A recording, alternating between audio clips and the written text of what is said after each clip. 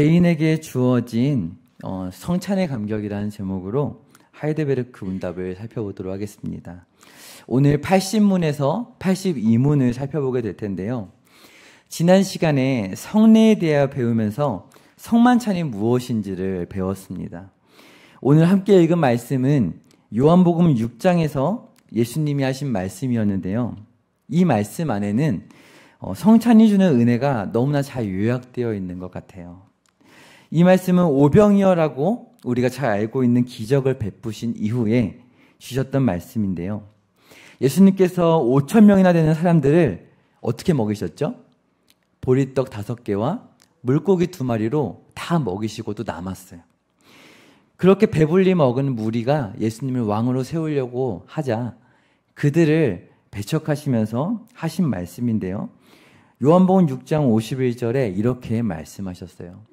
나는 하늘에서 내려온 살아있는 떡이니 사람이 이 떡을 먹으면 영생하리라. 내가 줄 떡은 곧 세상의 생명을 위한 내 살이니라 하시니라. 아멘. 지금 예수님께서 뭐라고 말씀하시나요? 나는 하늘에서 내려온 살아있는 떡이다. 이렇게 말씀하셨어요. 유대인들이 사람이 이 떡을 먹으면 영생하리니 내 살을 먹으라 이렇게 말씀을 하시니까 수군거리기 시작했어요. 우리 보고 살을 먹으라고 하면서 수군거리기 시작했어요. 오늘날에도 이 영적인 비밀을 유대인들처럼 믿지 못하는 사람들이 세상에 참 많죠. 그리고 세상뿐만 아니라 이 영적인 비밀을 잘못 믿는 사람들도 참 많이 있어요. 대표적으로 로마 가톨릭이에요. 떡이 정말 예수님의 살로 변한다고 잘못된 가르침을 가르치고 있어요. 이런 자들에게 예수님은 뭐라고 말씀하실까요? 53절과 54절을 함께 읽어볼까요? 예수께서 이르시되 내가 진실로 진실로 너에게 이르노니 인자의 살을 먹지 아니하고 인자의 피를 마시지 아니하면 너희 속에 생명이 없느니라. 내 살을 먹고 내 피를 마시는 자는 영생을 가졌고 마지막 날에 내가 그를 다시 살리리니. 이렇게 말씀하셨어요.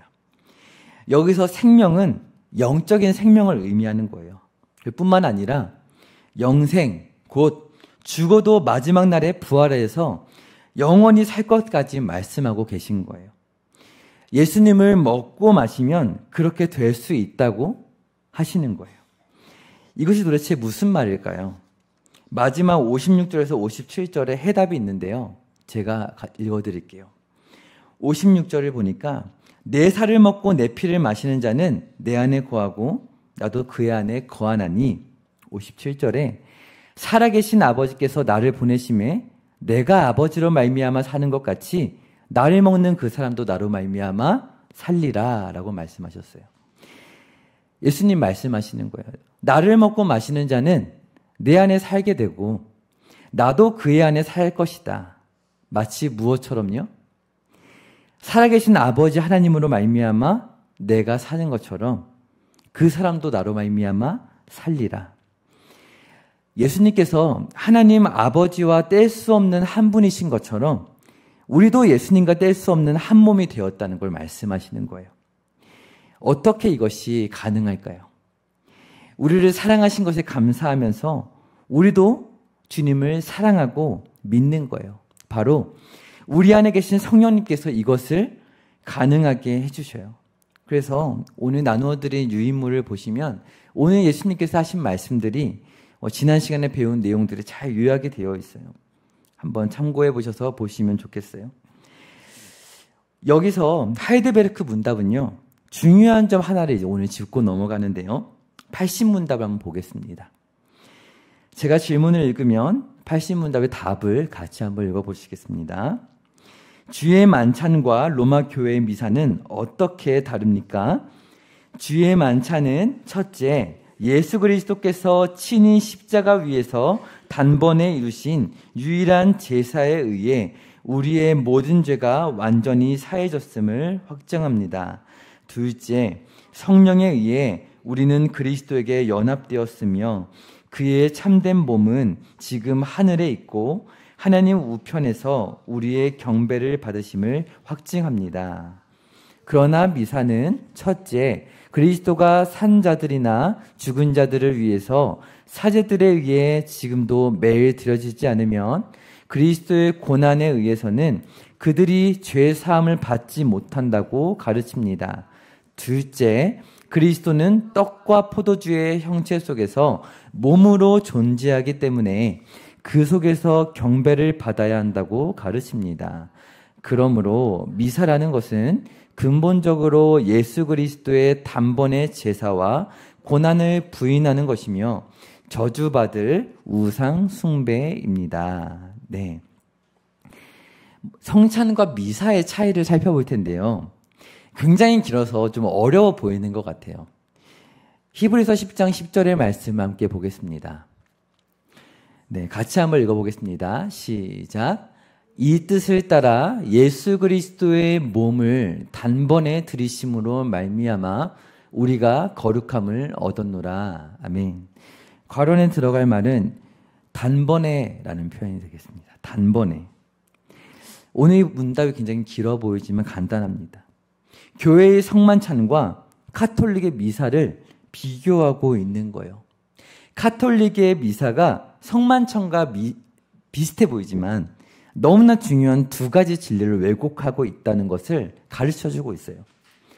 히브리서 10장 10절의 말씀을 보면은 하나님 아버지께 순종하신 예수님께서 자신의 몸을 어떻게 들이셨나요? 여러 번 들이셨나요? 단번에 들이셨습니다. 그 생명을 십자가에 단번에 내어주셨어요.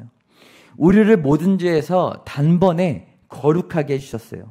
이 사실을 믿으시죠? 아멘. 분명히 말씀에 기록되어 있는 사실이에요. 그런데요, 너무나 놀랍게도 로마 천주교에서는 이 사실을 잘못 믿고 있어요. 성도님들 혹시 미사라는 표현 들어보셨나요? 미사가 원래 어떤 말인지 혹시 아시나요? 저는 한자 말인가 이렇게 생각을 했는데 그게 아니고 라틴어더라고요.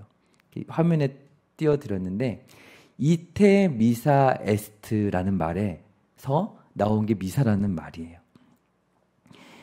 1517년에 종교개혁이 일어나기 전에는 일반 서민이 알아들을 수 없는 라틴어로 예배가 드려졌다고 해요. 그러니까 말씀을 읽고 기도를 하는데 알아들을 수가 있었을까요? 내가 모르는 말로 그렇게 예배를 집례를 하니까 알 수가 없는 거예요. 1부는 말씀을 듣는 시간이었고 2부는 성찬을 하는 시간이었어요. 1부에는 누구나 참여할 수 있었지만 2부에는 세례를 받은 성도만 참여할 수 있었어요. 그때 1부 순서가 끝나면 세례를 받지 않은 사람들은 내보내야 하기 때문에 이테 미사 에스트라고 말했다고 해요. 가십시오라고 하는 말이었어요.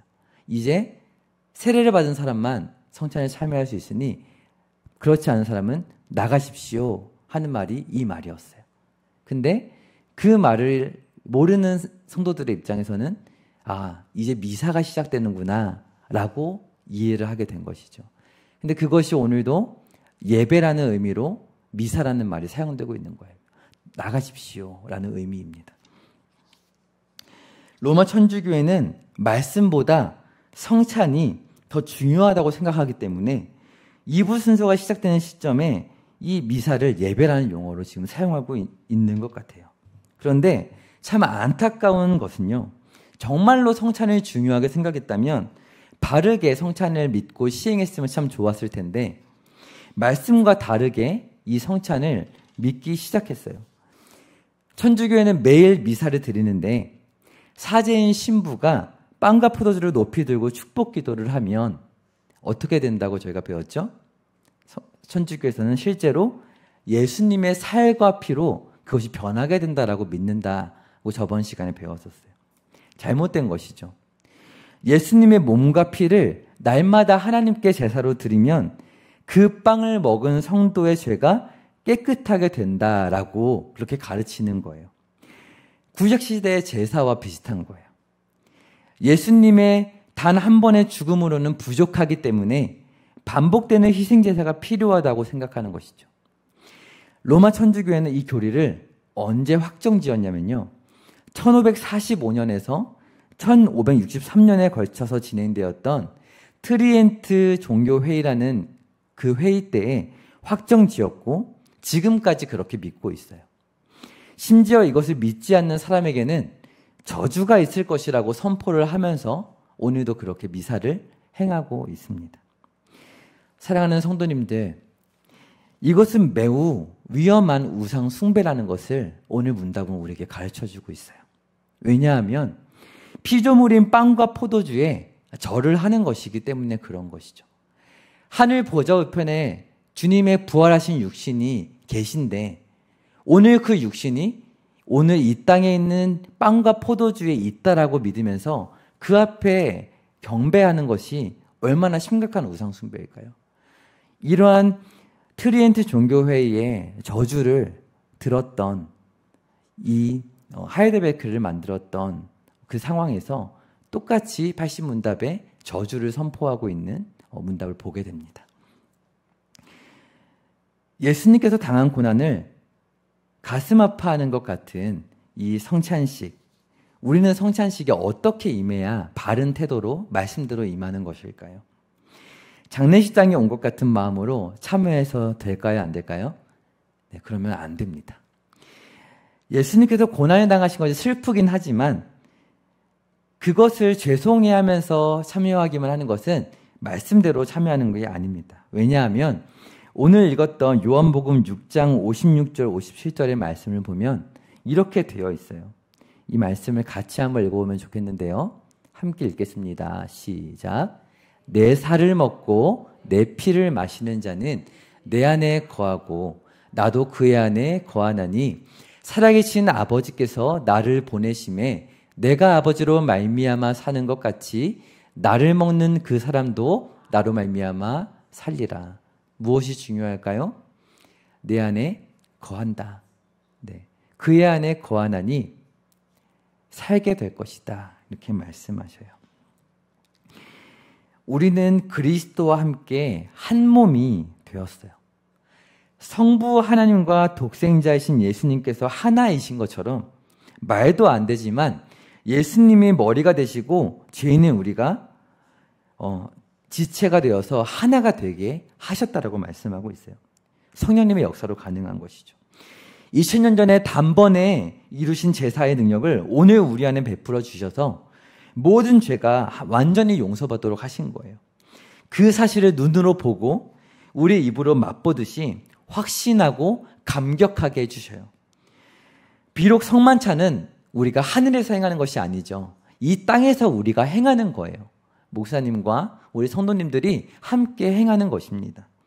그렇지만 마치 우리가 천국에 계신 예수님께, 하늘에 계신 예수님께 올라가는 것처럼, 그래서 우리가 그 예수님과 함께 거룩한 교제를, 사귐을 나눈 것 같은 그런 경험을 성령께서 우리 마음에 이루어 주신다는 놀라운 사실입니다. 그런 자리가 장례식장 같을 수 있을까요? 결코 그럴 수 없겠죠. 거룩한 자리이지만 너무나 기쁜 자리인 거예요. 그래서 그렇게 예수님과 거룩한 사귐을 누리는 성찬에 모두 참여하시는 성도님들이 되시기를 축복드립니다. 아멘. 이제 81문을 함께 살펴보도록 할 텐데요. 제가 질문을 한번 읽어보겠습니다. 누가 주의 상에 참여할 수 있습니까? 자기의 죄 때문에 자신에 대해 참으로 슬퍼하는 사람, 그러나 그리스도의 고난과 죽음에 의해 자기의 죄가 사하여지고 남아있는 연약성도 가려졌음을 믿는 사람, 또한 자신의 믿음이 더욱 강하여지고 돌이킨 삶을 살기를 간절히 소원하는 사람이 참여할 것입니다. 그러나 외식하거나 회개하지 않는 사람이 참여하는 것은 자기가 받을 심판을 먹고 마시는 것입니다. 사랑하는 성도님들, 지독한 죄인이 한 사람이 있어요. 그 사람은 성만찬에 참여할 수 있을까요? 없을까요? 네, 있습니다. 지독한 죄인이라 해서 약간 망설여지시죠? 사도 바울이 고백했어요. 오호라 나는 곤고한 자로다. 죄인 중에 괴수라고 고백을 해요. 지독한 죄인이다 고백을 했어요. 그러나 기쁨으로 감사를 고백하잖아요. 마태복음 9장 12절 13절에 예수님께서 말씀하셨어요. 마태복음 9장 12절 13절 같이 읽어보겠습니다. 시작. 예수께서 들으시고 이르시되 건강한 자에게는 의사가 쓸데없고 병든 자에게라야 쓸데 있느니라. 너희는 가서 내가 긍휼을 원하고 제사를 원하지 아니하노라 하신 뜻이 무엇인지 배우라. 나는 의인을 부르러 온 것이 아니요 죄인을 부르러 왔노라 하신지라. 아멘. 예수님께서 의인을 싫어하실까요? 그렇기 때문에 의인을 부르러 온 게 아니라고 하신 걸까요? 제사를 원치 않으실까요? 그렇지 않죠. 제사를 베푸시는 이유는 그것이 우리의 공로가 되기 때문이 아니라 우리가 긍휼히 여기심을 의지하지 않으면 안 되는 죄인이라는 사실을 깨닫도록 제사를 주신 것이기 때문에 이렇게 말씀하고 계신 거죠. 예수님의 제자 마태는 직업이 무엇이었을까요? 세리였습니다. 로마의 압제에 빌붙어서 탐관오리처럼 백성들을 괴롭히던 나쁜 사람이었어요. 그런데 예수님께서 그에게 나를 따르라 말씀하시고 그의 집에서 함께 식사를 하셨어요. 그러자 이것을 발견한 바리새인이 어찌하여 너희 선생은 세리와 죄인들과 함께 잡수시느냐? 그렇게 말하자 예수님께서 하신 말씀이에요. 건강한 자에게는 의사가 쓸데없고 병든 자에게라야 쓸데있느니라. 아멘. 바리새인과 세리의 차이가 무엇일까요? 바리새인은 사람들에게 존경받고 스스로 죄인이라고 생각하지 않았어요. 자주 금식하고 11조를 내고 율법도 지키는 사람들이었어요. 자신들은 영적으로 병들지 않았기 때문에 영적인 의사가 필요 없다라고 생각하는 사람들이었어요. 그러나 세리들은 어떤가요? 다른 사람도 그를 죄인이라고 생각했을 뿐만 아니라 자기 자신 스스로도 나는 죄인이다 라고 생각했던 것이 이 세리였던 마태였어요. 영적으로 병든 사람이기 때문에 의사가 필요하다고 생각한 것이 이 세리였고 바리새인과의 가장 중요한 차이점이 됩니다. 예수님의 만찬에 초청받을 수 있는 사람은 누구일까요? 스스로 의인이라 생각하는 사람이 아니라 죄 때문에 심각한 질병에 걸렸다는 걸 알고 슬퍼하는 사람이라는 사실을 기억하는 저와 성도님 되시기를 바랍니다. 그렇게 성만찬에는 지독한 죄인도 참여할 수가 있는 거예요. 하지만 중요한 사실이 한 가지 있어요. 모든 죄인이 참여할 수 있는 건 아니라는 사실이에요. 혹시 오늘 저와 성도님들 가운데 다른 사람보다 내가 더 낫다 이런 생각을 가지고 계신 성도님 계신가요? 저는 가끔 그런 생각이 들 때가 있는데 오늘 이런 말씀이 떠오르면서 놀라는 것 같아요. 내가 왜 갑자기 이런 생각을 할까? 이만하면 훌륭하다라고 느껴질 때가 있는 것 같아요. 그런데 그렇게 생각을 하는 순간 바리새인과 다를 바가 없는 것이죠. 우리는 성찬에 참여할 수 있는지 없는지 스스로 날마다 질문해 봐야 합니다. 그래서 사실 신방을 받잖아요. 그 신방을 하는 이유가 가장 중요한 목적이 바로 성만찬에 참여할 수 있도록 돕는 것에 있어요. 신방을 하면서 성찬에 참여할 수 있는 삶을 내가 살고 있는가? 내가 혹시나 교만하여져서 하나님 앞에 예배할 수 없는 그런 마음을 갖고 있진 않은가? 그것들을 끊임없이 살피는 것이 당회와 목사님의 역할입니다. 성찬에 참여할 수 없는지 질문하면서 스스로 돌아보는 거예요. 과연 나는 진심으로 죄를 인정하고 예수님의 십자가의 죽음이 필요하다고 인정하고 있는가? 예수님이 내 죄를 용서할 수 있다고 정말 나는 믿고 있는가? 질문해 보는 거예요. 이것을 믿으신다면 성만찬에 참여할 수 있습니다. 그렇다면 성만찬에 참여할 수 없는 사람은 누구일까요? 예수 그리스도에 대한 확실한 믿음이 없는 사람이에요. 성경은 대표적인 예로 외식하는 사람들을 들고 있어요. 외식이라는 말이 무엇일까요? 겉과 속이 다르게 행동하는 것, 그것을 외식이라고 합니다. 대표적인 부류가 누구일까요? 조금 전에 예수님 말씀에도 살펴봤는데 바리새인과 서기관을 성경은 지목하고 있어요. 마태복음 23장 25절의 말씀을 보면 예수님은 이렇게 말씀하셨는데요. 함께 읽어보겠습니다. 시작. 화했을진저 외식하는 서기관들과 바리새인들이여 잔과 대접의 겉은 깨끗이 하되 그 안에는 탐욕과 방탕으로 가득하게 하는도다. 아멘. 외식하는 자들, 네. 깨끗하게 하는 것과 탐욕과 방탕한 모습이 같이 있어요. 네. 같이 있을 수 없는데 안에는 탐욕과 방탕하는 마음이 있는데 겉은 깨끗하게 한 것, 그것을 외식이라고 말하는 거예요. 그들은 유명한 종교 지도자들이었어요. 그들이 성도들을 살펴봐야 되는 자리에 있었어요. 그런데 자기 자신이 그렇게 외식을 하고 있는 상태에 놓이게 된 거예요. 첫째로 그들은 돈을 사랑하고 하나님을 사랑하지 않았어요. 그리고 둘째로 명예를 굉장히 사랑했던 것 같아요. 하나님께 돌아갈 영광을 자신들이 칭찬을 받으면서 박수를 받으면서 가로채고 싶어 했어요. 그리고 셋째로 그들은 스스로를 의롭다라고 생각을 했어요. 바리새인들과 같이 않게 해주셔서 감사합니다. 이런 기도를 드렸던 거죠. 자신의 의를 조금 의지할 수도 있는 것이지 그렇게 큰 문제가 되나요? 라고 누군가는 질문할지 모르겠어요. 그렇게 자신의 의롭다는 것을 느끼지 못한다면 어떤 자존감으로 살게 되는 걸까요? 의롭다고 인정할 수 있어야죠. 라고 말할지 모르겠어요. 그러나 그렇게 말하는 사람은 믿음으로 의롭다함을 경험하지 못한 사람이라고 단언컨대 말할 수 있을 것 같아요. 이런 이유로 마지막 82문은 이렇게 질문하고 답하고 있는 건데요. 함께 읽어보면 좋겠습니다. 제가 먼저 질문을 읽어보겠습니다. 자신의 고백과 생활에서 믿지 않음과 경건치 않음을 드러내는 자에게 이 성찬이 허용됩니까?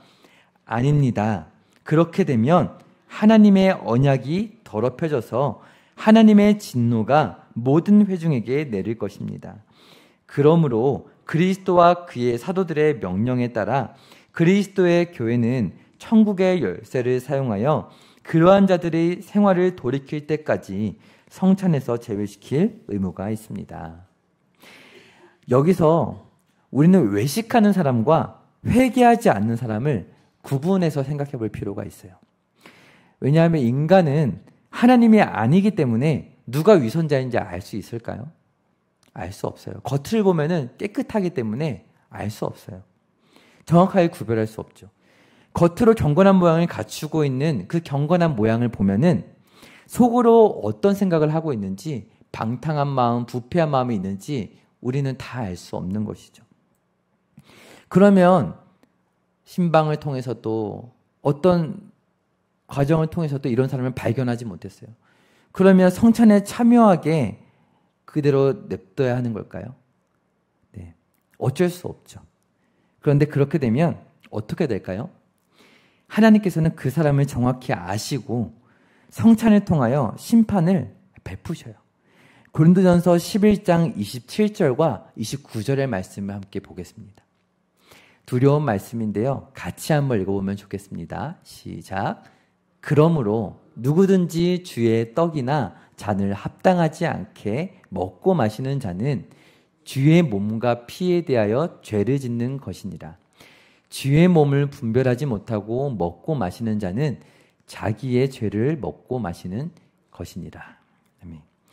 주의 몸을 분별하지 못하고 주의 떡이나 잔을 합당하지 않게 먹고 마시는 자는 어떻게 된다고 29절에 말씀하나요?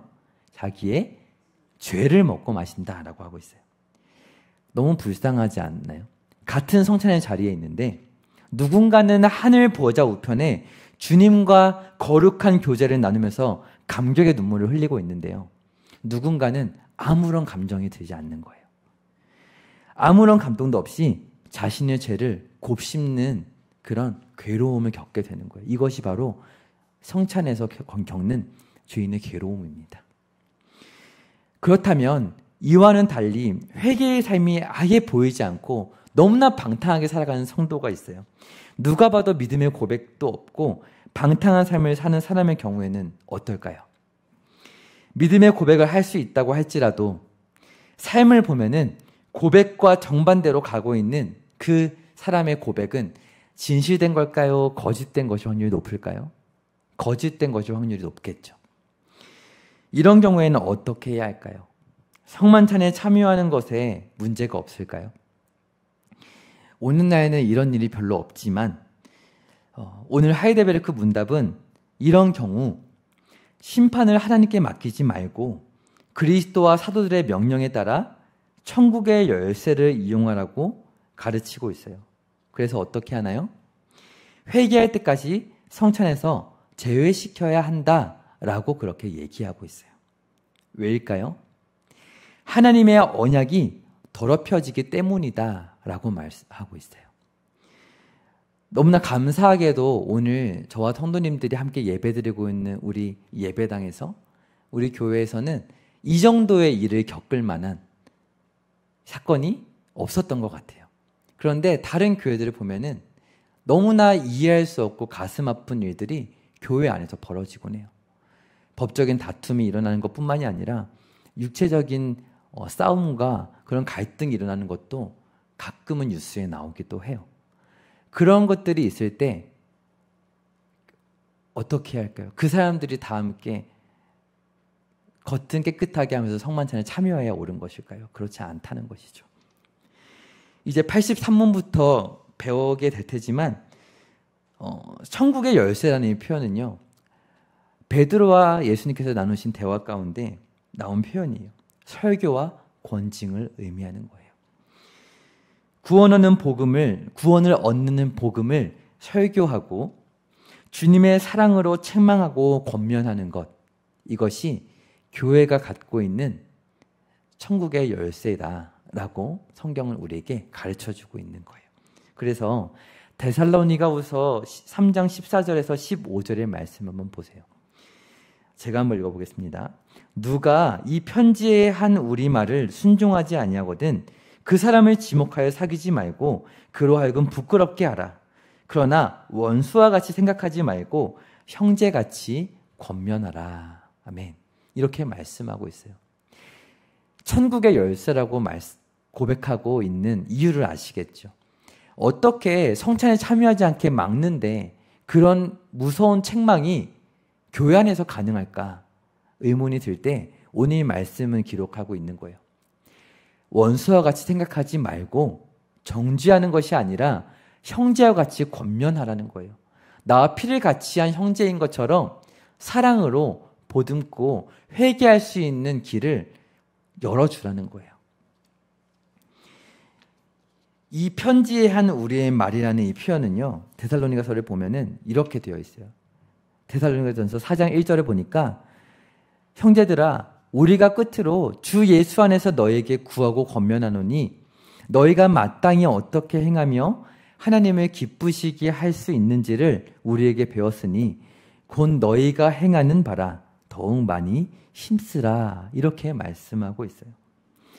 우리가 마땅히 어떻게 행해야 할지, 마땅히 어떻게 하나님을 기쁘시게 할 수 있는지 우리가 배웠다라고 사도 바울은 말씀하고 있는 거예요. 사랑하는 성도님들, 오늘 이 하이델베르크 문답을 하면서 우리가 그저 사문화된 어떤 문서의 그런 내용을 지식으로 배우는 것이 아니죠. 얼마나 많은 서신서를, 얼마나 많은 복음서의 예수님의 말씀들을 오늘 우리가 배웠는지 모르겠어요. 마땅히 어떻게 하나님을 기쁘시게 할 수 있는지를 이미 다 알고 있죠. 우리가 행하는 바라 사도 바울이 이렇게 말하고 있는데 어떻게 행해야 하나님을 기쁘시게 할 수 있을지, 그래서 성만찬에 참여했을 때 너무나 기쁜 마음으로 성령님께서 우리를 그 하늘 보좌 우편으로 이끌고 함께 나아가 주시는 그 경험을 감격 가운데 눈물을 흘리는 가운데 할 수 있게 되어지는 저와 성도님들 되시기를 간절히 소망합니다.